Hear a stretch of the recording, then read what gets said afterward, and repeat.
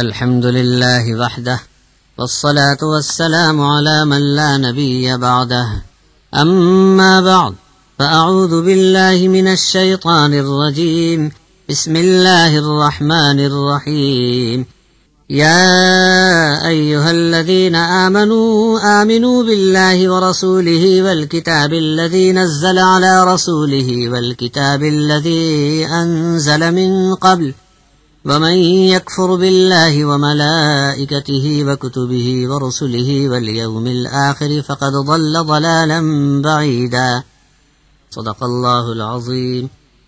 ایمان والو، ایمان پر جمے رہو، اللہ پر اور اس کے رسول پر اور اس کتاب پر بھی جو اللہ نے اپنے اس رسول پر نازل فرمائی ہے، اور ایمان رکھو اس کتاب پر بھی جو اس نے اس کے پہلے نازل کی تھی۔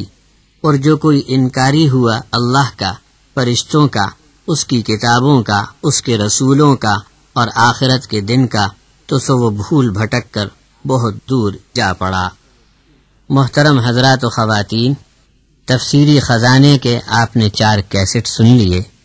پہلا کیسٹ بعنوان توحید، دوسرا بعنوان رسالت جس میں ختم نبوت اور دیگر رسولوں کا بھی تذکرہ ہے، تیسرا اور چوتھا کیسٹ قرآنیات پر مشتمل ہے جس میں تمام آسمانی کتابوں کا بھی ذکر آ گیا، پانچواں کیسٹ بعنوان ایمانیات پیش خدمت ہے۔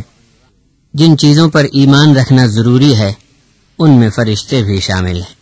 فرشتے اللہ کی نورانی اور معصوم مخلوق ہے۔ فرشتوں کی تعداد سوائے اللہ کے کوئی نہیں جانتا، مگر 4 فرشتے سب سے بڑے ہیں، حضرت جبرائیل، حضرت میکائیل، حضرت اسرافیل اور حضرت عزرائیل۔ فرشتوں پر ایمان سے متعلق سورت نمبر 11 سورہ ہود کی آیت 69 تا 79 کے ذیل میں حضرت مولانا عبدالکریم پارک صاحب دامت برکاتہم لکھتے ہیں، اس آیت سے کئی باتیں معلوم ہوئیں۔ نمبر 1، فرشتے انسانی شکلوں میں آ سکتے ہیں۔ نمبر 2، فرشتے انبیاء کو سلام کہتے ہیں اور جواب میں انبیاء بھی سلام کہتے ہیں۔ نمبر 3، فرشتے جب انسانی شکل میں آتے ہیں تو پیغمبر بھی ان کو پہچان نہیں سکتے۔ اگر پہچانا جاتا کہ یہ فرشتے ہیں تو حضرت ابراہیم علیہ السلام کھانے کا انتظام کیوں فرماتے اور ایک اچھا خاصا بچھڑا گھی میں تل بھون کر مہمانوں کے لیے دسترخوان پر کیوں رکھتے۔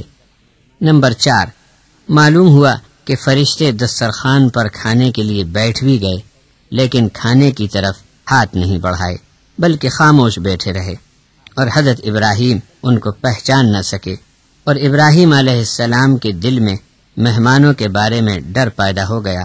تب فرشتوں کو اپنی حقیقت بیان کرنی پڑی کہ ہم انسان نہیں بلکہ ملائکہ ہیں جو انسانی شکل میں آپ کے پاس آئے ہیں۔ نمبر 5، یہ بات بھی معلوم ہوئی کہ فرشتے روپ بدل سکتے ہیں لیکن ان کی فطرت نہیں بدلتی۔ اگر فطرت بھی تبدیل ہو جاتی تو کھانا کھا لیتے، لیکن کھانا نہیں کھا سکے۔ یہ بھی اندازہ ہوتا ہے کہ کچھ ان کو حاجت بشری بھی نہیں۔ معلوم ہوتا ہے کہ فرشتے حضرت لوط علیہ السلام کی بستی میں نوجوان، کمسن اور خوبصورت لڑکوں کی شکل میں پہنچے، اور حضرت لوط علیہ السلام ان کو پہچان نہ سکے کہ یہ فرشتے ہیں۔ تب وہ بہت غمگین ہوئے کہ اب اللہ خیر کرے، میری قوم کے بدنیت لوگ پتہ نہیں ان مہمانوں کے ساتھ کیا سلوک کریں، اور میں کمزور ہوں، مہمانوں کو بچا نہیں سکوں گا۔ فرشتے کیا ہیں؟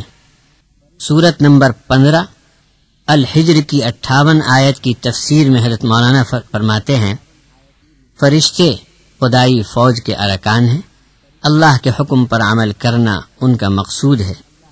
ایک کو حضرت ابراہیم کو بشارت دی اور دوسرے علاقے میں ایک قوم کو جو حضرت لوط علیہ السلام کی قوم تھی اسے اس کے گناہوں کے بدلے میں تباہ کرنے بھی جانا تھا۔